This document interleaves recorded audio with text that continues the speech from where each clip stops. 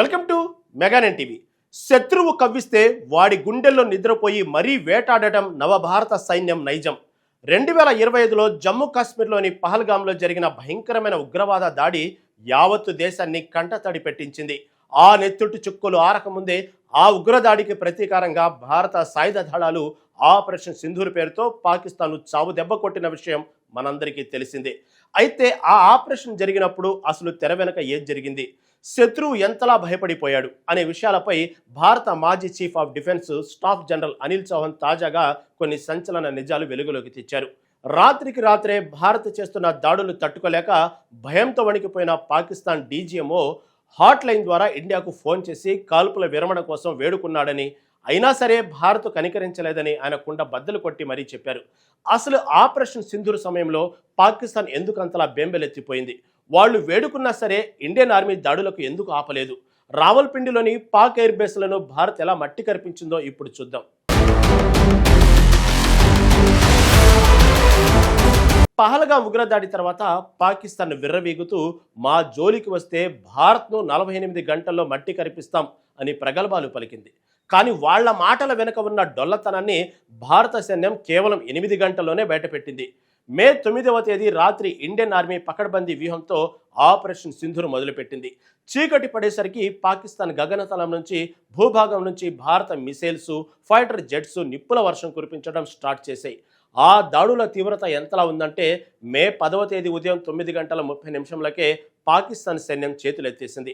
ఇక లాభం లేదనుకున్న పాకిస్తాన్ డీజీఎంఓ ఏకంగా మిలిటరీ హాట్ లైన్ ద్వారా భారత డీజీఎంఓను సంప్రదించి దయచేసి దాడులు ఆపండి, తక్షణ కాల్పుల విరమణ ప్రకటిద్దామని వేడుకున్నారు. ఒక రోజు క్రితం 48 గంటల్లో మట్టి కరిపిస్తామన్న దేశం రాత్రి గడిచేసరికి ప్రాణభిక్ష కోరే స్థాయికి దిగజారిపోయిందని జనరల్ అనిల్ చౌహాన్ వెల్లడించారు. సాధారణంగా రెండు దేశాల మధ్య యుద్ధ వాతావరణం ఉన్నప్పుడు ఒక దేశం హాట్ లైన్లో కాల్పుల విరమణ అడిగితే వెంటనే చర్చలు జరుపుతారు. కానీ భారత్ అలా చేయలేదు. పాకిస్తాన్ ఫోన్ చేసి వేడుకున్నా సరే భారత దళాలు తమ దాడులను ఆపలేదు. ఎందుకంటే అప్పటికీ పాకిస్తాన్పై భారత్ ఫిక్స్ చేసుకున్న టార్గెట్లలో సగం దాడులు ఇంకా మిగిలే ఉన్నాయి. మేము ఈ ఆపరేషన్ మరింత నిర్ణయాత్మకంగా పూర్తి స్థాయిలో ముగించాలనుకున్నాం, అందుకే వాళ్ళు అడిగిన వెంటనే మేము అంగీకరించలేదని జనరల్ చౌహాన్ స్పష్టం చేశారు. పాక్ సైన్యం ఎంతలా భయపడిందంటే ఈ దాడులు కనుక ఇలాగే కొనసాగితే తమ దేశం భౌగోళికంగానే కాదు సైనికంగా ఘోరమైన పరాజయాన్ని చవిచూస్తుందని వాళ్ళకి అర్థమైపోయింది. అందుకే భారత అభ్యర్థనను పక్కన పెట్టినా వాళ్ళు మౌనంగా ప్రాణాలు గుప్పిట్లో పెట్టుకొని ఎదురు చూడటం తప్ప ఏమీ చేయలేకపోయారు. వాళ్ళు ఫోన్ చేసిన తర్వాత కూడా మధ్యాహ్నం 1 గంట వరకు భారత ఆర్మీ తన ఆపరేషన్ పూర్తి స్థాయిలో కొనసాగించింది.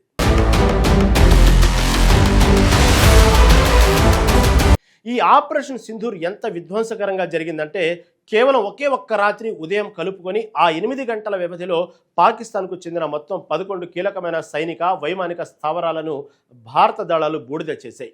అత్యంత ఖచ్చితత్వంతో జరిగిన ఈ దాడుల్లో పాక్ ఆర్మీ హెడ్ క్వార్టర్స్ ఉన్న రావల్పిండిలోని అత్యంత సురక్షితమైన నూర్ ఖాన్ ఎయిర్ బేస్ తీవ్రంగా దెబ్బతింది. దీంతో పాటుగా రహీం యూర్ ఖాను, భోలారీ లాంటి కీలకమైన వైమానిక స్థావరాలు నామరూపాలు లేకుండా పోయాయి.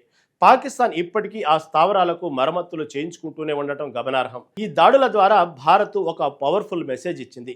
పాకిస్తాన్ భూభాగంలోని ఏ సైనిక స్థావరమైనా, మారుమూల బంకర్ అయినా అది భారత సాయుధ దళాల దాడి పరిధిలోనే ఉంది, ఎక్కడా మీకు రక్షణ లేదు అనే కఠినమైన హెచ్చరికను పాక్ గుండెల్లోకి పంపించింది.